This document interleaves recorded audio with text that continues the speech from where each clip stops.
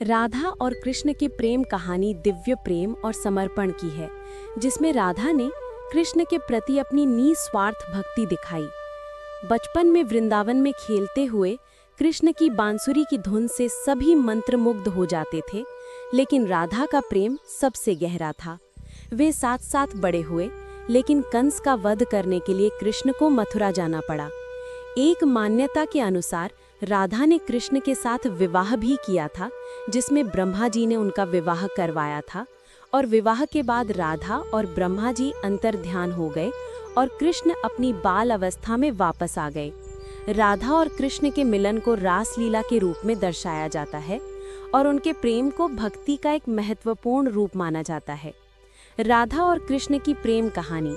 बचपन और पहली मुलाकात। बचपन में कृष्ण वृंदावन में अपनी पालक माता पिता नंद और यशोदा के साथ रहते थे। राधा भी वृंदावन में ही एक ग्वालिन थी और बचपन से ही वो कृष्ण के प्रति समर्पित थीं। कुछ कथाओं के अनुसार राधा ने पहली बार कृष्ण को तब देखा जब वो यशोदा के ओखल से बांधे हुए थे और पहली नज़र में ही उन्हें कृष्ण से प्रेम हो गया था, जैसे कि उनका कोई पूर्व जन्म का रिश्ता हो। दिव्य प्रेम।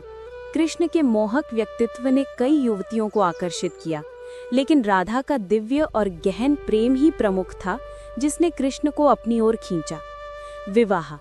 एक कथा के अनुसार जब कृष्ण यौवनावस्था में पहुंचे, तब ब्रह्मा जी ने राधा और कृष्ण का विवाह करवाया था। इसके बाद राधा और ब्रह्मा जी अंतर्ध्यान हो गए और कृष्ण अपनी बाल अवस्था में लौट आए। वियोग और मिलन। कंस को मारने के लिए कृष्ण को मथुरा जाना पड़ा, जिसके कारण उन्हें वृंदावन और राधा को छोड़ना पड़ा। हालांकि कई वर्षों बाद जब कृष्ण द्वारका में थे, राधा उनसे मिलने गई थी। वेब दुनिया ने बताया कि राधा के अनुरोध पर कृष्ण ने उन्हें महल में एक देविका के पद पर नियुक्त किया था। रासलीला। राधा और कृष्ण के दिव्य प्रेम को रासलीला के रूप में दर्शाया जाता है, जिसमें कृष्ण और गोपियां वृंदावन में रास नृत्य करती हैं। आज के समय में महत्व। राधा और कृष्ण के प्रेम को भक्ति का एक महत्वपूर्ण रूप माना जाता है और उनकी प्रेम कहानी को कविताओं, कला और साहित्य में याद किया जाता है।